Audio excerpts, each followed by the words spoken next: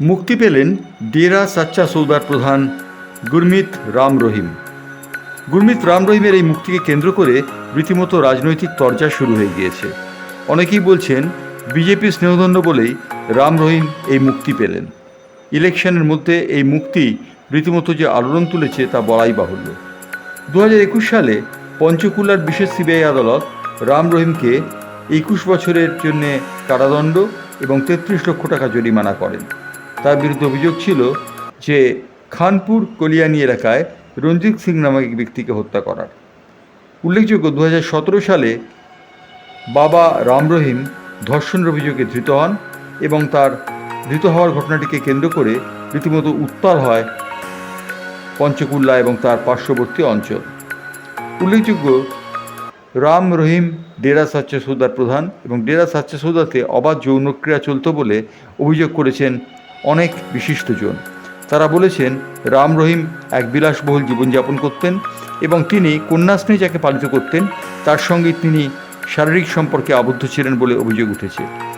देखिए 2021 का ये मामला था, तो इस पे सुनवाई माननीय हाई कोर्ट में हो चुकी थी। आज ये मैटर प्रोनाउंसमेंट पे लगा था, तो माननीय हाई कोर्ट में ने इस पे प्रोनाउंस करते हुए इस फैसले को निचली अदालत के फैसले को बदला है और जो 5 लोग इसमें थे 5 को एक्विटल कर दिया है। और जैसा कि हम आपको पहले भी कहते आए हैं कि पूज्य गुरु संत गुरमीत राम रहीम सिंह जी इंसान जी को माननीय अदालत पर, माननीय न्यायपालिका पर पूर्णतः भरोसा था और है। और जो माननीय न्यायपालिका ने आज ये फैसला सुनाया है, इस फैसले का हम पूर्णतः स्वागत करते हैं। कौन से थे सर? कौन से 5 लोग कौन से गिनती क्या? देखिए एक तो पूज्य गुरु जी थे, उनके साथ 4 लोग और थे और 5 को उसमें आज एक्विटल कर दिया माननीय हाईकोर्ट। উল্লেখযোগ্য, ডেরা সাচ্চার প্রধান রাম রহিমকে প্যারোলে মুক্তি দেওয়া হয়েছিল কিছুদিন আগে।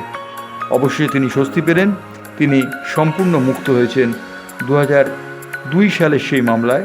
প্রায় 22 বছর বাদে মামলায় জবনিকা উঠল এবং ডেরা সাচ্চা সৌদার প্রধান রাম রহিম সেখান থেকে উদ্ধার পেলেন।